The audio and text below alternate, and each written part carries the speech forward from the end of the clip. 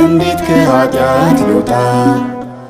የድንግል ማርያም ልጅ ኢየሱስ ክርስቶስ የነፍሴ ቤዛዋ የመስቀሌ ንጉሥ የድንግል ማርያም ልጅ ኢየሱስ ክርስቶስ። እንደው ባካችሁን ራስ ወዳድ የሆናችሁ ሰዎች ራስ ወዳድነታችሁ በልክ ይሁን። ራስን ጥሉ ማለት አይደለም፣ ግን በልክ ይሁን ሲባል ማን ነው ራሴን እንደዚህ በጣም እንዳፈቅርና እንድወድ ያደረገኝ ብላችሁ ቼክ አድርጉ። ቡዳም ራስ ወዳድ መሆን ያደርጋል። ራስ ወዳድነትን ስሜት ይፈጥራል። የትኛው ቡዳ? ዛር ቡዳ። ለምሳሌ አንዲት ሴት ወንዶች ሲቀርቧት አልፈልግም፣ አትንኩኝ፣ እኔ እንደዚህ ሐሳብ የለኝም ምናምን ብላ ወንዶችን የምታርቅ ከሆነ እድሜዋ 30 ዓመትም እስኪሆን አቃቂር የምታወጣ ምንም ከሆነ አንደኛ ራስ ወዳድ ነች። መንፈሱ ራስ ወዳድ አድርጓታል። ሁለተኛ ነገር ደግሞ በውስጥ ያለው መንፈስ የኔ ናት ብሎ ስለሚያስብ እሱ ራሱ ራስ ወዳድ ስለሆነ ወይም የማንም እንድትሆን ስለማይፈልግ ያን ስሜት አጋብቶባታል። ለምሳሌ መንገድ ላይ ከዚህ በፊት እንደመሰልኩላችሁ አንድ ዱርዬ ወይም አንድ ወጠምሻ ትንሽ ዳምፕል ማምገፋለሁ የሚል የሆነ ሰው የሆነች ተማሪ ቦርሳ ዝላ ስታልፍ ያይና ናቺ ማምሮ ይዛታል። ወድጄሻለሁ የኔ ሆኜ ሳ ጊዜ ኧረ እኔ አልፈልግም በቃ ስነ ስርዓት አድርጊ፣ አሁንም ስትመጣ አሁንም ስትመጣ ይይዛታል። አሰብሽበት ይላታል አይደል? ሁሉም ወንድ ያሳለፈው ጊዜ ነው። አዎ እኔ እኮ አልፈልግም፣ እኔ እኮ በቃ ተወኝ በእናትህ። ከዛ ይመታታል።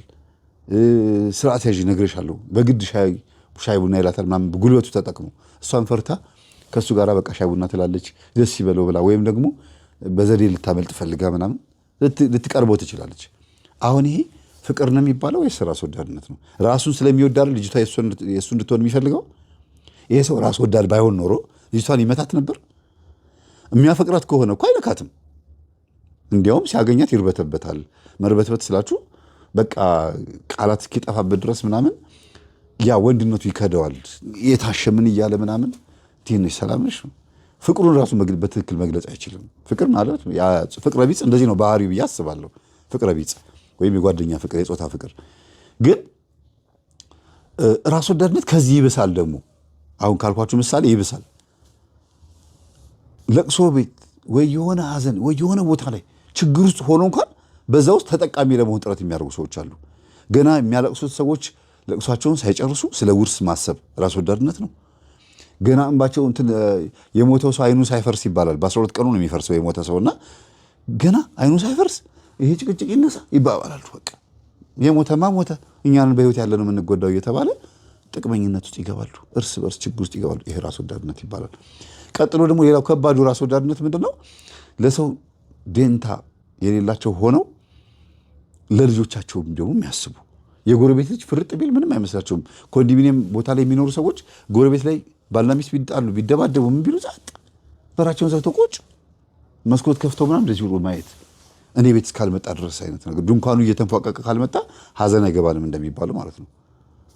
ወይ አንዳንድ ጊዜ እንዲገባን ከስር ድንኳኑ ስር ጎማ ይገጠምና ከዚህኛ ቤት ወደዛኛው ቤት እንደዚህ ሲሻገሩ ማየት አለብን ማለት ነው።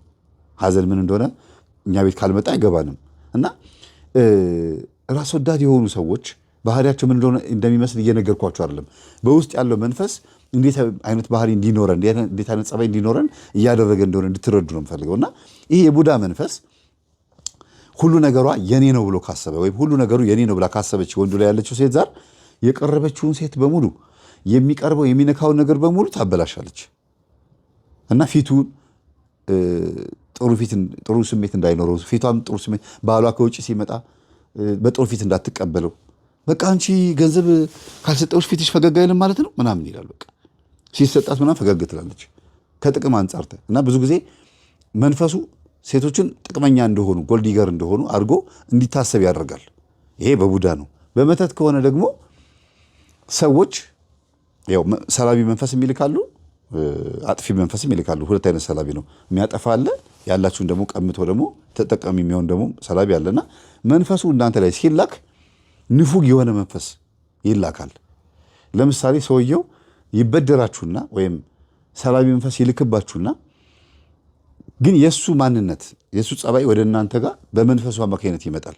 ገንዘብ በፍጹም ቢደማው እንኳን የማይወጣ ሰው ከሆነ እናንተ ጋር ሲመጣ እንደዛው ነው የምትወሩት። ስለዚህ ታሞ ሰው እያያችሁት የለኝም የኔ ቢጤ መጥቶ ስለምተ ማርያም እያለ እግዚአብሔር ይስጥልኝ ትላላችሁ።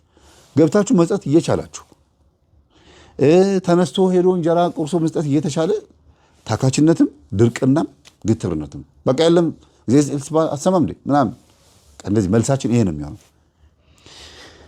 ከዛ አንጻር ብቻ አይደለም የተቸገረ ዘመድ የተቸገረ ጎረቤት ምናምን እያለ ጸጥ ማለት መተው አፍ አውጥተው ለምነዋችሁ እንኳን አይ እኔ እኮ እንደዚህ ሆኜ ቅርብ ጊዜ እኮ እንደዚህ አድርጌ ምናምን በቃ ምክንያት መፍጠር እያለ ይላል መጽሐፍ ቅዱስ መጽሐፈ ምሳሌ ላይ ማበደር መስጠት እየቻልክ ውስጥህን የሚያውቀው እግዚአብሔር ነው። እየቻልክ የለኝም ብለህ ያን ሰው ስትመልሰው አንተም ያ ነገር እንደሚገጥምህ ነው የሚናገረው። እና የለኝም አትበል መጽሐፈ ሲራክ ላይ በደንብ አግባብ የሚናገረው ይሄንን። ስለዚህ ንፉግነት ወይም ስግብግብነት፣ ስቁምቁልነት፣ ገብጋባነት ስሜት በውስጣቸው አለ ማለት ራስ ወዳድ ሆናችሁ ማለት ነው። ጫማ እንኳን ለራሳችሁ እንኳን መግዛት አትችሉም። ደህና ልብስ ገዝታችሁ አትለብሱም ወይ በቃ ለሰውም ማትሰጡ ከሆነ ለእናንተም ንፉግ ከሆናችሁ ራስ ወዳድነት አልፎ ምን ሆነ ሰይጣን ወዳድነት ይሆናል። በውስጣችሁ ያለው መንፈስ ብቻ የምታስተናግዱ ለልጆቻችሁ የሞታችሁ ለቤተሰብ የሞታችሁ ይመስላችኋል፣ ወይም ደግሞ የተጋደላችሁ ይመስላችኋል። ልጆች እስኪመረቁ ምን እስኪሉ ለማንም አልሰጥም የሌለው መስሎ ለመታየት አይ ደህና ልብስ ከለበስኩ መኪና ከገዛሁኝ ወይ እንደዚህ ካደረግኩኝ አለው ተብዬ ስለሚታሰብ ምንም ነገር አላደርግም። የቤታቸውን ኮርኒስ እንኳን የማይቀይሩ ሶፋ ካቀየርኩኝ ብር አለው እባላለሁ፣ ኬታ መጣሽ እባላለሁ። ስለዚህ አይ ብሩ ባንክ ላይ ይቀመጥ ቁጭ ይላል በቃ ዝም ብሎ ለክፉ ቀን እየተባለ ከዛ ለክፉ ቀን ብለው ራሳቸው አሟርተው ታመው ለክፉ ቀን ብሩ ይሆናል። ለመልካም ነገር ያልሆነ ታመው ለመታከሚያ ለኦፕራሲዮን ለምናምን ለብዙ ነገር ብር ይወጣል። ክፉ ቀን ማለት አይደለም። ለደግ ቀን መዋል ሲገባው ለክፉ ቀን ይሆናል። እና ራስ ወዳድነት የሚፈጥረው መንፈስ በብዙ መንገድ ነው። ሰውንም በድላችሁ ራሳችሁንም ጎድታችሁ ነው የሚሆነው። ታዲያ ራስ ወዳድነት ከባዱ። ከዚህ ሁሉ ግን የሚበሳው የዛር መንፈስ ነው። ዛሩ ራስ ወዳድ እንድትሆኑ የሚያደርግባቸው 3 መንገዶች አሉ። አንደኛ በዙሪያችሁ በጎረቤትም በቤተሰብም በዙሪያችሁ ያሉ ሰዎች በሙሉ እናንተ የምታደርጉት ነገር እንዲያውቁ አይፈልግም። በድብቅ በሚስጥር ነው የምታደርጉት። በሚስጥር በቃ ሁሉ ነገር በድብቅ እንድታደርጉት ያደርግና የተነቃ ጊዜ ላይ አይ ይሄ ነገር እኔ ፈልጌውን ያደረኩት መብቴ ነው፣ ስትፈልግ መፋታት ትችላለህ፣ መውጣት ትችላለህ፣ ስትፈልጉ መሄድ ትችላላችሁ፣ መብቴ ነው።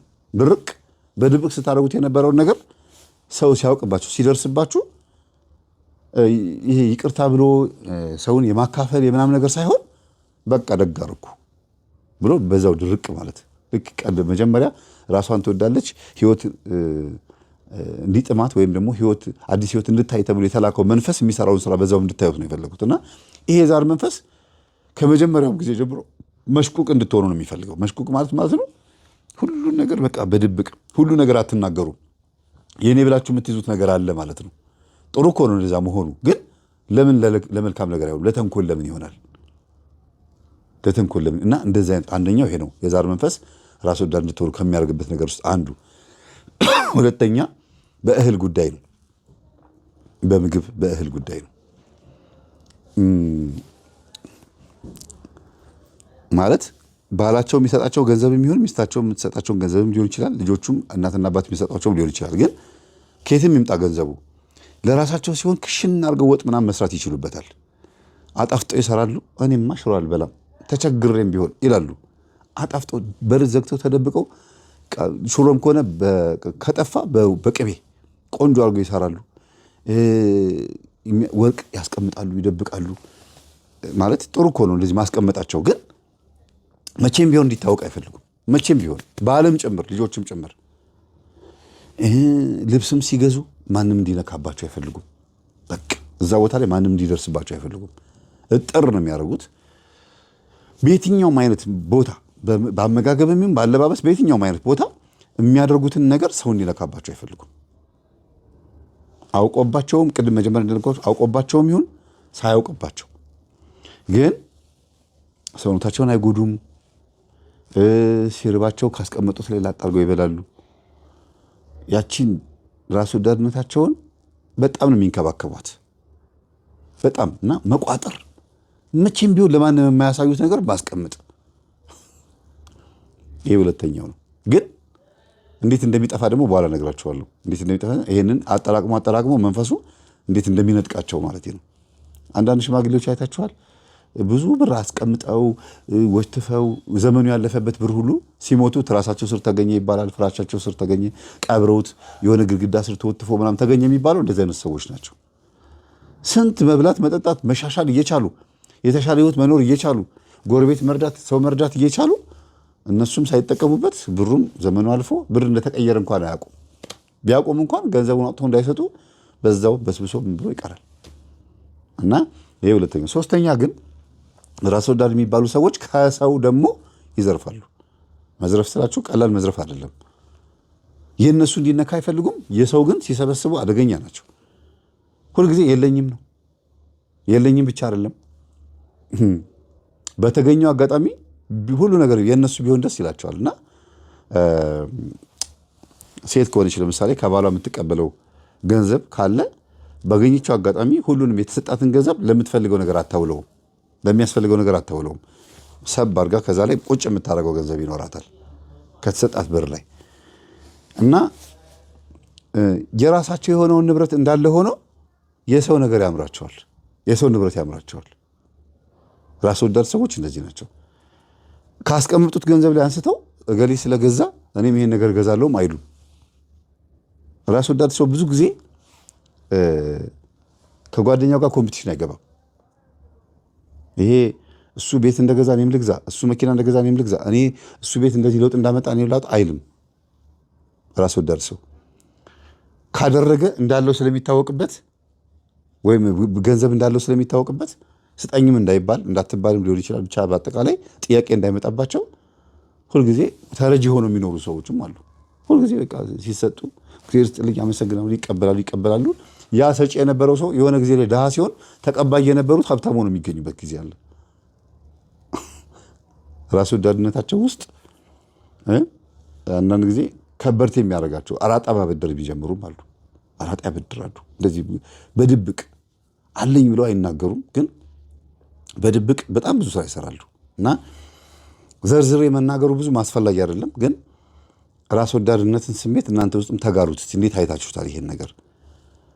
የንፉግነት መንፈስ ራስ ወዳድነት መንፈስ ነው፣ የስግብግብነት ማለት ነው። ቀጥሎ ደግሞ ሌላው የልክፍት መንፈስ አለ። ልክፍት የሚባለው ምንድን ነው? ድንገት ዘመድ ጋር የሆነ ቤተሰብ ጋር ሄዳችሁ ዘመድ ጥያቄ ሄዳችሁ አንድ ነገር ታዩታላችሁ። ውይ እሷ ቤት ሄጄ ያየሁት የሆነ ደስ የሚል ዕቃ አለ፣ መልካም ነገር፣ ጥሩ ነገር ነው፣ እሱን ነገር እንደው መቼ ይሆን የምገዛው ብላችሁ አይምሯችሁ በዛ ነገር ይለከፋል። የሰው ዕቃ አይታችኋል፣ ወዳችሁታል፣ የእናንተ እንዲሆን ተመኝታችኋል፣ በዛ ነገር ተለከፋችሁ። ከዛ ከሆነ ጊዜ በኋላ ያ ነገርሽ ግን ያ ዕቃ ግን አለ ምስሉ ጊዜ ዕቃው የለም፣ ተሰብሯል፣ ተበላሽቷል። ወይም ደግሞ እስቲ እንደው ይሄን ዕቃሽን ስጭኝና እንደዚህ ፈልጊው ትዋሱትና ወይም ይዋሱትና ከእናንተ ይወስዱትና በእነዛ ልመስልላችሁ ከወሰዱት በኋላ ቁጭ ያደርጉታል። ሲቆይ ራስ ይመስልሃል አምጣ ብላችሁ የምትቀበሉት ዕቃ የለም አንዳንድ ሰው። ከዛ ዕቃው ይቀመጣል። ዕቃው ከተቀመጠ በኋላ መቀበል እናንተም ትረሳላችሁ ወይም ደግሞ ይከብዳችኋል። ከዛ ስትቀበሉት ዕቃው ተበላሽቷል። ለምን ሲባል የራሷን ዕቃ ትታ የራሷን ድስት የራሷን ዕቃ ትታ ወይም የራሷን የሆነ ነገር ትታ ከእናንተ በተዋሰችው ቃል ነው ፍግት ስታደርገው የምትውለው። ስትሰራበት ትቆይና እንዲህ ሳደርገው እኮ ተሰብሮብኝ ተበላሽቶብኝ ብላ በቃ ይሁን ችግር የለውም ብላችሁ አሮጌ ዕቃ ትቀበላላችሁ። ያው የሰጣችሁት ዕቃ ራሱ ነው፣ ግን ተበላሽቶ ፈግቶ ብሎ ነው። የራሷን ዕቃ አስቀምጣ በሆነ ጊዜ ላይ እንግዲህ በሴት የምመስልላችሁ እንዲቀላችሁ ብዬ ነው። እቤቷ ስትመጣ ምናምን እቺ ሴትዮ ዕቃ ያዋሳችሁ ሴትዮ ስትመጣ ያንኑ ራሱን ዕቃውን ሴትዮዋ ቤት ታየዋለች፣ አዲስ ሆኖ ሌላ ዕቃ ማለት ነው። እና የራሷ ዕቃ ያላት ነው የኔን ዕቃ ስታደክም የነበረው ብላችሁ በጣም ትገረማላችሁ። እና በአንድ በኩል የራስ ወዳድነት ባህሪ እንዲህ ይመስላል፣ በሌላ በኩል ደግሞ ያጠፋል። ያከማቹትን ገንዘብ በከንቱ ነው የሚያጠፋው። ለክፉ ቀን ብለው ያስቀምጣሉ፣ ክፉ ነገር ይደርስባቸውና ለክፉ ቀን ሆኖ ገንዘቡ በዛ ይጠፋል። እና እግዚአብሔር አምላክ ልቦና ይስጠን። ምክሩ ይሄን ይመስላል። እንደ ምክር ከወሰዳችሁት ሰፋ አድርጋችሁት እናንተ በአንድም በሌላ መንገድ እግዚአብሔር አስተምሮናል። ስለነበረ ሰዓቱ ለአምላካችን ስም የተመሰገነ ይሁን። ቻው